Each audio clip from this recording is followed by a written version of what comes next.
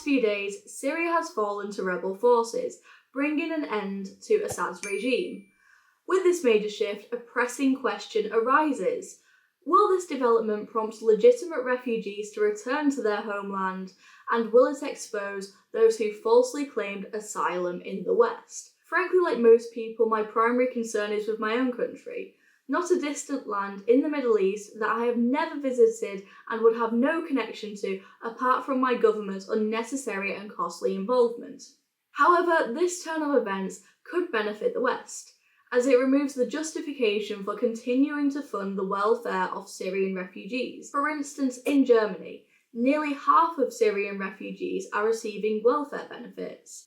Why should it be the role of governments to endlessly subsidise foreign populations when individuals should have the freedom to choose where their money goes?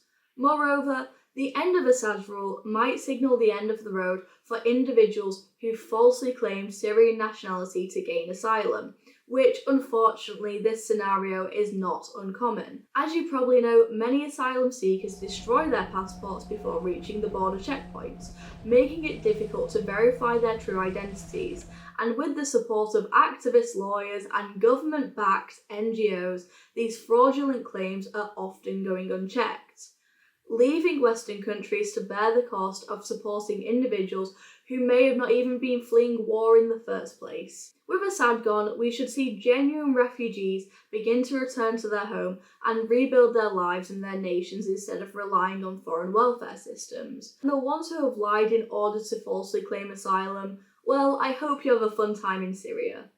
However, I'm sceptical this will be the case, knowing how weak-willed our politicians are and how little interest they have in actually making this country work. And we can see this already with Starmer pledging 11 million to fund humanitarian aid in Syria. They call it aid, but let's call it what it really is. 11 million flushed into the hands of a regime led by men we once called enemies. It's a blatant insult to the British public, especially to British farmers who have been sacrificed under the guise of funding our NHS. Let's be real, it was never about the NHS. The money could have come from countless other sources, including the millions wasted on woke projects.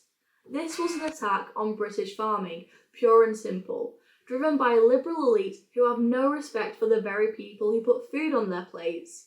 Talk about biting the hand that feeds you. And the same applies to the millions towards Syria.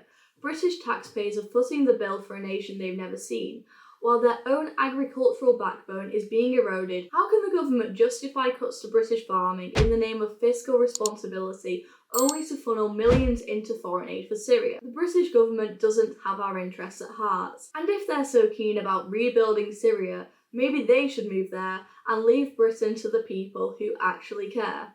I've been Jess Gill, and this is Vox Populi. Thank you for watching. Goodbye.